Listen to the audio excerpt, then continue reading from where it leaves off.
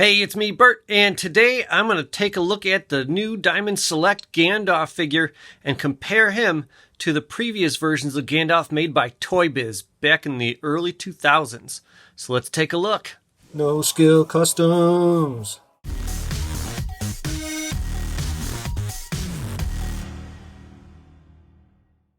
All right, let's see what Gandalf comes with. He comes with his staff. He comes with alternate hands, a hat. His sword is in the sheath as he comes packaged, and he also comes with the satchel. And that actually was loose in the package. It's a lot of work getting it on, because if you wanted to drape underneath his cape, which is how it's seen in the movie, then you have to take off his head, which is itself a chore, and then you have to put his head back on, which was even more of a chore in my opinion. Odd call on their part, and a really tough thing. I've heard of people boiling him in water, just put him in water and heat it up. I got the head off without too much difficulty. I kind of just went under the beard and grabbed at it. But I did, have to heat it up again to get it back on. So I'm not taking it off again, sorry. First, let's look at his staff and compare that to the Toy Biz staffs. So here we have this staff. This is actually the staff that he loses to Saruman. Or Saruman takes from him. Now, I don't know. It looks like there's a metal spike. They've actually painted it a different color on here. Like a nail or a spike through it. And so it is different than the rest of them. It is, of course, longer than the Toy Biz staffs because they're technically a different scale. I love the coloration of it. You can see that they cast it in a light grayish brown, and they did a dark grayish brown wash over top of it. Looks really, really nice. Looks a lot like real wood. Perhaps not really the staff that he's best known for. This staff right here, it would have been interesting if they could have made alternate heads. So you could have the staff that he gets in Rivendell and then uses in the Mines of Moria, and then the staff in Mines of Moria when it has the crystal or whatever that is on top. That would have been a cool feature, but as it is, it's a pretty awesome staff, and maybe that gives us an opportunity to get more Gandalfs in the future. Now let's take a look at the sword. Here's the sword by Diamond Select, the Glamdring. The Diamond Select figures have been kind of all over the place. They mostly look nice, but they've had their issues. But I gotta say, one thing that they do really well is the swords. Pretty consistently, the swords have looked great. It's got a little flex to it, which actually I think is a good thing. It seems less likely to break, but it just really looks like it's a sharp sword. And I like how fine the detail is here. The Toy Biz ones look a little bit on the chunky side. These are two different ones, technically. Okay, you can see this got a thicker handle. So, yeah, that looks pretty great. Now let's take a look at the hat. All right, put it on there. Gryffindor! There is no tightness to it at all. It literally is just going to be held on with gravity. This is one for where you might want to break out the sticky tack if you're going to have him wearing his hat. That's for sure. When you compare the hat to the Toy Biz one, the Toy Biz one is on my right here. This hat has almost no flexibility to it whatsoever. It's pretty much hard plastic. The Toy Biz one is very soft and malleable. The Toy Biz one fit pretty well on the head of the Gandalf it came with, but I no longer have that Gandalf. I have this Gandalf who's got a wider head, so it's a little tougher to get it on there. So, for me anyways, it's not really that much of an improvement. Plus, the Gandalf that it originally came with did not have the best sculpt. Looked a little like he was scared all the time. Let's take a look at this figure now. I know I've watched a couple other people's reviews, read a couple of reviews, and some people are not happy with the face. I really personally feel like I got an especially good one. I think maybe his eyes are still a little bit too far apart, and I've heard that others have gotten eyes that are way worse. He does look a little bit on the drowsy side, but I actually think it's a pretty decent sculpt. You step back, it looks a little bit better. I feel like it looks better in person than it does on screen. I can see on screen he looks really especially drowsy, but in person I don't feel like that so much. The beard, I think they overdid the curliness. If you compare him to the beard of the Toy Biz one went a bit straighter with the beard with just a subtle curl. I think someone was just having a good time and got a little carried away when they were sculpting the curls on this beard there. Now, when you look at the color of his outfit, I wasn't sure that it was right. It's kind of a greenish gray with a taupe-ish, brownish cape on, and I wasn't sure that was the right color because so much of the movie is dimly lit, so much of it has digital grading going on. But if you look in the scene where he first comes to Bilbo's door, that I think is the truest representation of the real colors of the actual costume. And they actually match pretty well. I was actually pretty impressed. So I think they did better than Toy Biz, which really went very blue-gray with the robes and matched the hat, which actually it doesn't really match the hat very well in the movie. As we look at the texture of the cloth is fantastic. You can see there's a little bit of dry brushing to bring the texture out even more. One thing that Diamond selected that not all of the Toy Biz figures did, I'm pretty sure all but one of the Toy Biz ones actually make this brown instead of blue. So I thought that was a good catch by them. His legs move fairly well underneath the robes. They're not gonna. The robes are a little bit on the stiff side though, so it's more likely that the legs are gonna pop through the opening of the robe than actually like move the robe in any direction that you want it to. The cape also is pretty stiff. I do like the sculpt of it. When you watch the movie, Gandalf is actually wearing 3 layers. He has a robe, a cape, and then over top of that he has kind of like a shawl blanket thing.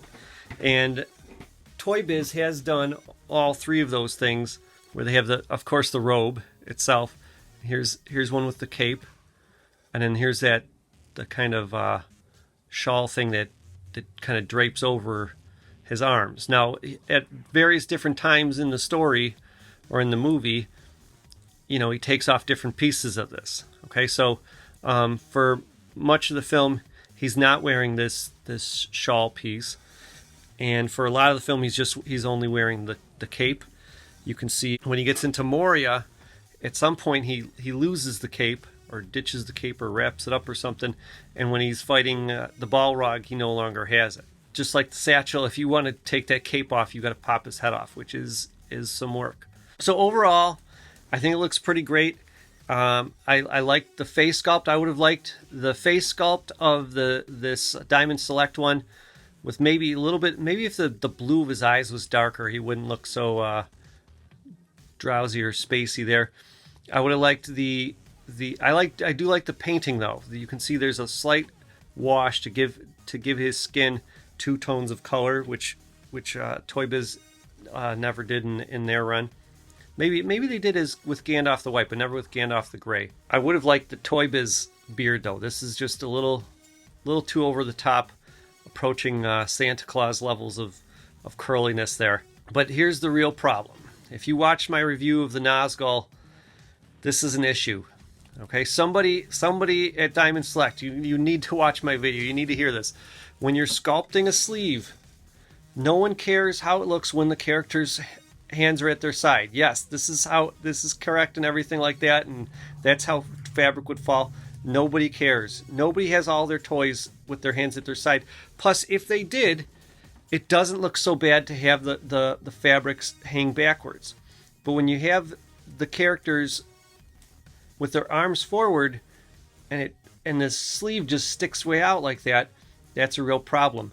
So let's take a look at how Toy Biz handled Saruman actually, because I think that's a really clear example of what Diamond Select needs to be doing with their sleeves. Okay, now first off, this Saruman figure is not without its issues. It's got a lot of issues. Number one being it is so slimy now after all these years. I know there's special alcohol or something you can use to take that off. But let's take a look at those sleeves. Now when he has his hands at his side, they do hang backwards. And we know that they would hang more straight down. But them hanging backwards, it doesn't seem so bad. It kind of goes with the flow of his cloaks and everything like that. Doesn't seem that weird. And then when you move his hands, his elbows, so he can hold his staff, the sleeve falls exactly like you'd expect. It only really starts to get weird, when he's fighting and he brings his sleeve up like that. But at least you can move his arm forward and you can have his sleeve fall naturally. And really, this, I don't think that looks that bad. This is what you need to be doing, Diamond Select, okay? Just look at the Nazgul. how many people really want to have their Nazgul with their hands at their side? I think we all want our Nazgul to have their hands forward, grasping a sword. Okay, but just look at how dumb that looks. It's terrible. You took a really amazing sculpt and ruined it with these sleeve choices. And so if this sleeve just dropped straight down, it'd be fine. Trust me. All right, back to Gandalf. Sorry, I got sleeve issues. But really, the problem is when it comes to Gandalf, then it makes it very difficult for him to hold his accessories. Okay, now the hands that he comes with are these kind of loosely gripped hands, which are not very useful. Okay, I don't really know what I would use them for. So let's take the hands off. All right, if you watched my Uruk-hai video, you know that I felt like the Diamond Select figures were getting better with each one.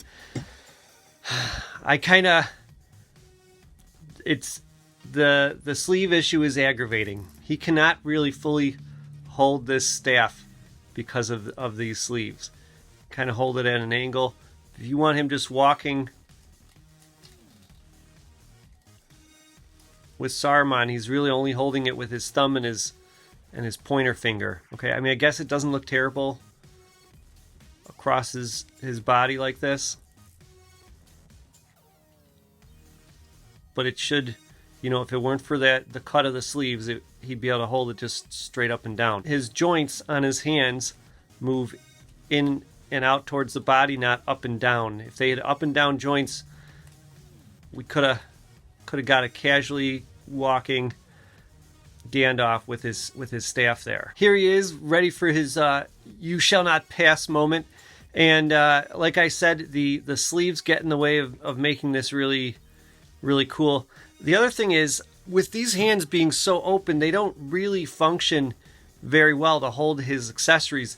I would have really liked for them to make another pair of hands in exchange for these that were just bare hands without the kind of glove thing on that he has. Because if you watch a lot of the scenes in Moria, he doesn't have this kind of glove thing over, this half glove thing over his hands. So that would have been a nice feature. So how's this guy fare? He's good. If you don't have the Toy Biz ones, his face is better than Toy Biz. His beard is not quite as good as Toy Biz. His sword is better, but he can't hold his sword as well. And his belt thing here is more accurate. And the texture overall on his cape, on his robes, is more satisfactory.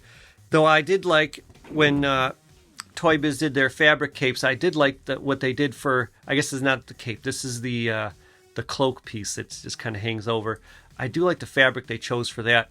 That would have been a cool addition to this figure, so you would have all three layers of what he wears there. The other thing, I do love this Toy Biz figure. I didn't really compare him to him yet. This is officially the You Shall Not Pass Toy Biz figure. He has the ability to look up in the air at the Balrog.